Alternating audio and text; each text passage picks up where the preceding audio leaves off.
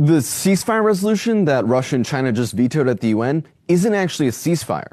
The resolution the US proposed says that there's an imperative for an immediate ceasefire, but it never actually calls on Israel to stop its massacre. The corporate media is reporting that Russia and China have just vetoed a ceasefire, but don't actually tell you that Russia and China vetoed the resolution precisely because the ambiguous language would allow Israel to continue its massacre. And that's exactly what the US and Israel wanted. They proposed this resolution knowing it would be vetoed, so every headline in all the major news networks would say Russia and China vetoed a ceasefire. This is part of a clear strategy emerging within the US ruling class to flip the narrative by making it look like the US wants a ceasefire and that it's the Palestinians who are blocking it. A few weeks ago, Kamala Harris came out and announced that she wanted to see a ceasefire in Gaza, which shocked everyone. The video circulated like wildfire, and the corporate media was running headlines praising Kamala Harris, saying, "Kamala Harris has proposed a ceasefire." But if you actually watch the full clip, Kamala Harris says immediately after that she's calling for a 6-week temporary ceasefire, one that's already on the table.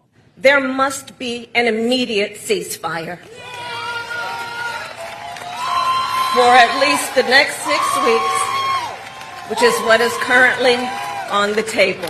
The ceasefire proposal she's referring to is the Israeli one, which would pause the fighting for 6 weeks, during which Israel would get all of its prisoners back, and then the genocidal invasion of Rafah would continue. The ceasefire that Kamala Harris, Joe Biden, Gavin Newsom, and all of these US diplomats have come out in support of isn't actually a ceasefire that would end the war. It's literally Israel's exact negotiating position being repackaged as a ceasefire, one that would pause the fighting long enough so that Israel can get all of its people out, which would then allow Israel to decimate Rafah without having to worry about any domestic backlash. Israel has been clear from day one that their goal is the total takeover of Gaza and the destruction of the resistance. So the word ceasefire is essentially being co-opted by the Biden administration here. And we have to start asking what people mean when they use the word ceasefire.